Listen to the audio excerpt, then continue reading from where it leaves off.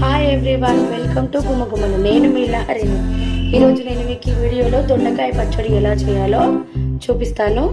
దొండకాయ పచ్చడి చేయడానికి ముందుగా నేను ఒక పావు కేజీ దొండకాయలను తీసుకొని ఇలా పీసెస్ లాగా కట్ చేశాను. అలాగే 2 టమాటోస్ నేను ఇలా పీసెస్ లాగా కట్ చేశాను. అండ్ ఒక 100 గ్రామ్స్ మిర్చిని తీసుకొని నేను ఇలా కట్ చేశాను. అండ్ కొత్తిమీర అండ్ కొంచెం చింతపండు, వెల్లుల్లి రెబ్బలు అండ్ కొంచెం కరివేపాకు. నేను దొండకాయ పచ్చడి చేయడానికి ముందుగా ఒక ప్యాన్ పెట్టుకొని అందులో ఆయిల్ వేస్తున్నాను. ఒక 3 టేబుల్ స్పూన్స్ ఆయిల్ వేయండి మీరు.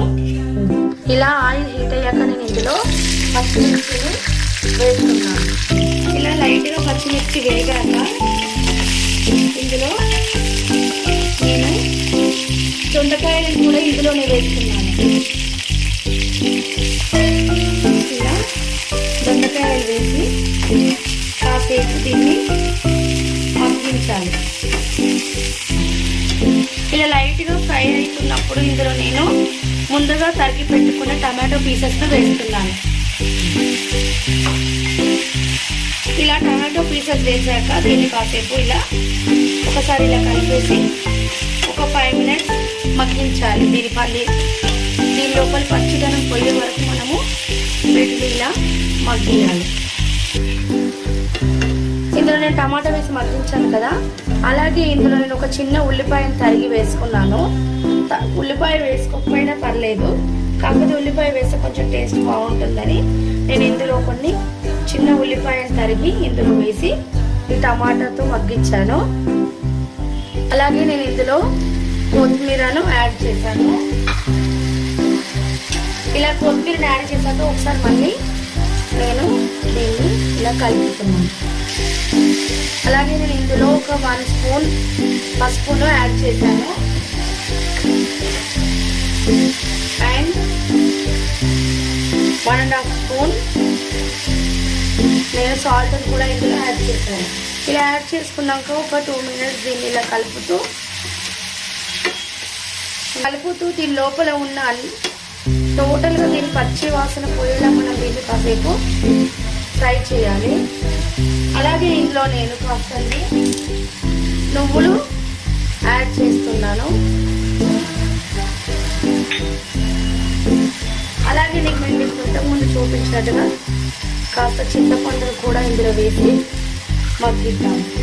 ఇవన్నీ వేసి కలిపేసి దీనిపైన లిడ్ పెట్టేసి ఒక 5 మినిట్స్ దీన్ని మగ్గించాలి. ఒక 5 మినిట్స్ అయిపోయింది. ఒకసారి నేను మూత తీసి చూస్తాను మన దొండకాయ ఇలా మగ్గిందో. చూసారా, ఇలా మగ్గింది.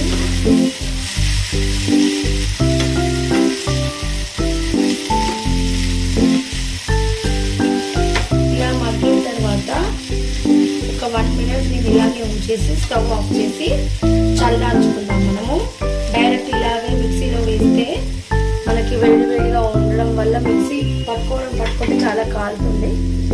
అందుకని కాస్త చల్లబడిన తర్వాత మనము మిక్సీలో దీన్ని వేద్దాము.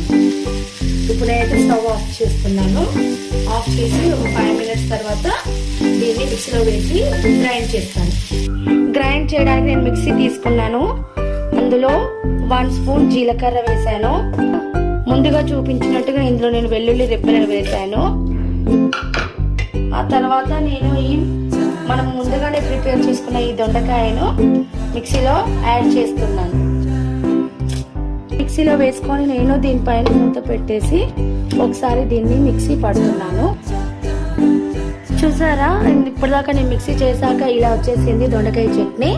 చూసారా, నేను దీన్ని దీనికి నేను తాలింపు వేసేసి దీన్ని ఇలా గార్నిష్ చేశాను. చూసారా, మీకు కూడా నచ్చినట్టయితే ఈ రెసిపీని మీ ఇంట్లో ట్రై చేయండి. మీ పిల్లలకు కూడా తినిపించండి, మీరు కూడా తినండి. ఎంతో బాగుంటుంది దొండకాయ చట్నీ. నా వీడియో మీకు నచ్చినట్టయితే లైక్ చేయండి, షేర్ చేయండి, సబ్స్క్రైబ్ చేయండి. బాయ్.